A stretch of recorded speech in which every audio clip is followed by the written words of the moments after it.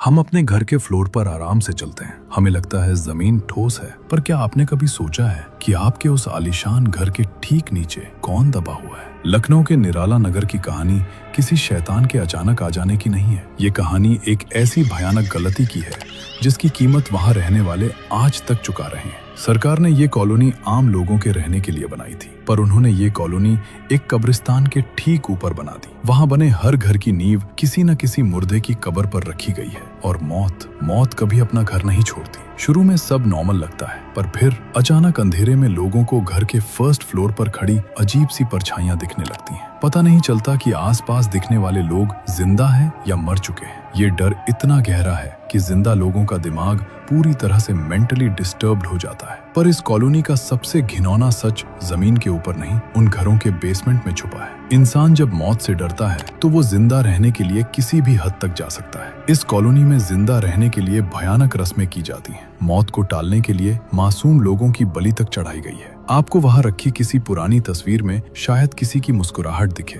पर वो मुस्कुराहट किसी इंसान की नहीं, एक ऐसे साया की होती है जो आपको अगला शिकार बनाने के लिए देख रहा है। जमीन के नीचे जो सदियों से सो रहा था वो अब जाग चुका है, और अब इस मुर्दों की बस्ती से बाहर निकलने का कोई रास्ता नहीं है। क्या कोई इस कब्रिस्तान से जिंदा बाहर निकल पाया? इस पूरी दहशत। ब्लाउज हो गया हमारा? तनी 15 मिनट का काम बाकी, हुक लगाना बाकी, रुक जाने की हम देख। अरे 4 दिन हो गए, तुम्हें ब्लाउज सिल के नहीं दे सकती हो हमको? थोड़ा सा काम बाकी है दीदी, मैं देख लेती हूँ। हम अच्छे से जानते हैं तुम जैसे लोगों को पैसा पहले चाहिए और काम करते वक्त बहाने। कैसी बात कर रही हैं आप इनसे? 2 कौड़ी का औकात नहीं है तुम माँ बेटन का, और मुझे आंखें दिखा रहे हो। यूँ चुटकी बजा के तुम दोनों को गाँव से बाहर फिकवा देंगे हम। दोबारा मत बोलिएगा, बोलती है ना, अच्छे से बात करिए। अम्मा हमारी। ए अर्जुन, माफी मांग चाची से। अरे ये क्या माफी मांगेगा, 1 नंबर का नालायक और निकम्मा है। कल ही हम इसको देखत रही, लाइन वाली गुमटी पे सुट्टा लगा रहा था, गांजा फूक रहा था। तो हम नहीं पीते हैं। अर्जुन तू जा, तू निकल यहाँ से। दीदी तनी टाइम दे, तो 15 मिनट के हम हुक लगा के देते हैं तो के। अम्मा, आपको चुड़ैल के सामने हमको माफी के लिए नहीं बोलना चाहिए था। कसम से नहीं पीते हैं सिगरेट वगैरह कुछ भी। आपको पता है पूरे गांव में प्रधान बनी फिरती है वो। अच्छा मान लिया कि तुम सच कह रहे हो, लेकिन बउआ उन्हीं के दिए गए पैसे से घर चल रहा है ना, इसीलिए कहते हैं कि मन लगा के पढ़ो, ताकि तुम्हारी अम्मा को कोनो कुछ बोल ना सके। ठीक है, पढ़ेंगे। कहाँ पढ़ेंगे? सब देखा है, पढ़ाई लिखाई तुम रहे। तो धागा का डब्बा लाना, अलमारी पे रखा है। ठीक है, ला रहे हैं।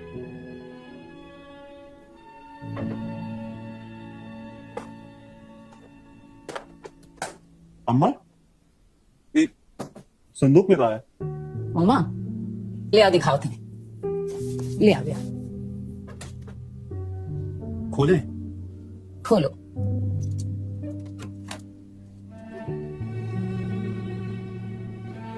ये सब क्या है?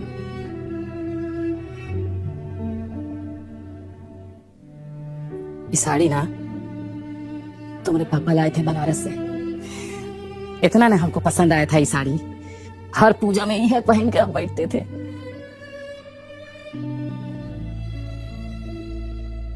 ये कहाँ है? उसको जाने दो, तू गुस्सा हो जाएगा, रखो। अरे हम बोल तो रहे हैं, हम नहीं होंगे गुस्सा।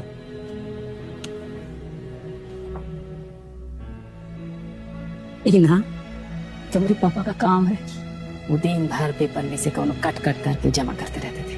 पापा तुम्हारे कहते थे अर्जुन हमारा बेटा है, पढ़ाई लिखाई करेगा, बड़ा आदमी बनेगा, केहू का गुलामी नहीं करेगा। कहते थे IAS बनेगा। अब हम पढ़ रहे हैं, कोशिश तो कर रहे हैं, हो जाएगा सब। सब देख रहे हैं तुम्हारा पढ़ाई वढ़ाई। हेलो, हेलो, अर्जुन पिछले 1 महीने से क्लास नहीं आया है, तो समझाइए उसे। क्या हुआ? तुम्हारे कोचिंग से फोन है, कह रहे तुम 1 महीना से कोचिंग नहीं गया है। क्या अर्जुन अपने बाप का सपना पूरा कर पाएगा, या नशे की लत उसे बर्बादी की तरफ ले जाएगी?